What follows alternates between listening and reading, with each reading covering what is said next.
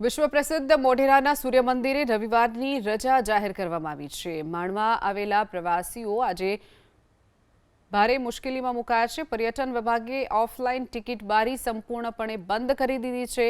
માત્ર online ticket જ વ્યવસ્થામાં રાખવામાં આવતા ઇન્ટરનેટ અને સર્વરની સમસ્યા સર્જાતા પ્રવાસીઓ પણ ભારે પરેશાન થયા છે।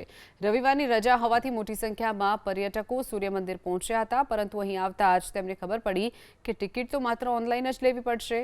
એક તરફ કાળઝાળ ગરમી પડી રહી છે, તો બીજી તરફ નબળી ઇન્ટરનેટ કનેક્ટિવિટી અને સર્વર ડાઉનની સમસ્યાને કારણે ઓનલાઈન ટિકિટ બુક થવામાં લોકોને સમય લાગી રહ્યો છે।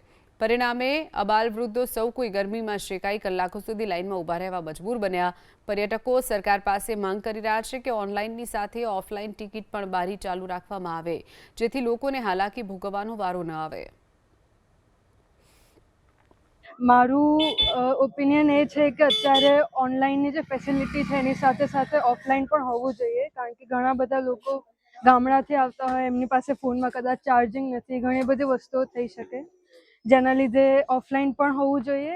ઓનલાઈન પણ રાખો પણ ઓફલાઈન પણ હોવું જોઈએ એક ફેસિલિટી। મુશ્કેલી બહુ પડે છે, કારણ કે અમે ક્યારના અત્યારે 15 મિનિટથી લાઈનમાં ઊભા હતા।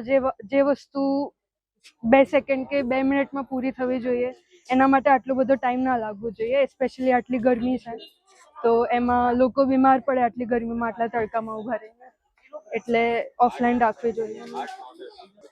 સાહેબ, હું સિદ્ધપુરથી આવું છું। અહીંયા અમે ફર્સ્ટ ટાઈમ આવ્યો, મને તો ખબર નથી આવું છે, તો અહીંયા કે ઓફલાઈન ટિકિટ નહીં કે ઓનલાઈન કરો, પણ ઓનલાઈન હવે જોઈએ છે કેવી રીતે થાય છે, પણ આવી સિસ્ટમ તો ખોટી જ કહેવાય કે લોકોને હેરાન થાય છે, લોકોને ટાઈમ વેસ્ટ થાય, ગરમી બી એટલી લાગે છે।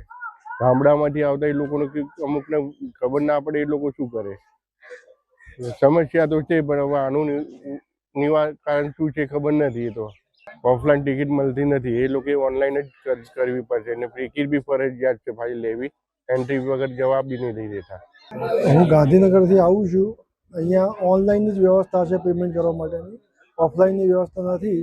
આવી ગરમીના સમયમાં ઓફલાઈનની વ્યવસ્થા આવવી બહુ જરૂરી છે। યાત્રિકો નિરાશ ના થાય અને દુઃખી ના થાય અને લાઈનમાં ઊભી રહીને એમને હેરાન ના થવું પડે, એના માટે ઓફલાઈન પણ વ્યવસ્થા હોવી જોઈએ પેમેન્ટ માટે।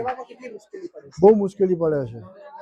ઓનલાઈન કરવામાં અડધો કલાકથી અમે કરીએ છીએ ટ્રાય, પણ નથી થયું ટેકનિકલ ડિફિકલ્ટીના કારણે।